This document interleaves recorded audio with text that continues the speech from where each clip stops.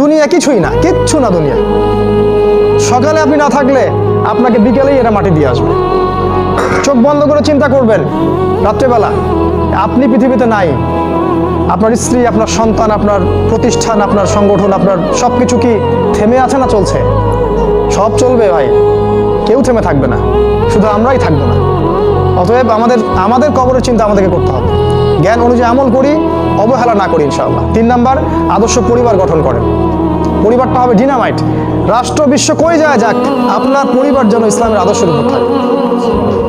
কারণ কু আনফুসাকুম ওয়া আহলিকুম নার, নিজে বাঁচো জাহান্নামের আগুন থেকে, পরিবারকে বাঁচাও। আপনার ছেলের ব্যাপারে সচেতন হন, মেয়ের ব্যাপারে সচেতন হন, স্ত্রীর ব্যাপারে সচেতন হন।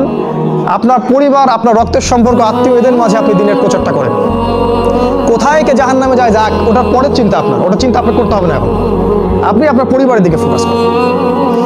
যদি আপনি পরিবারকে ইসলাম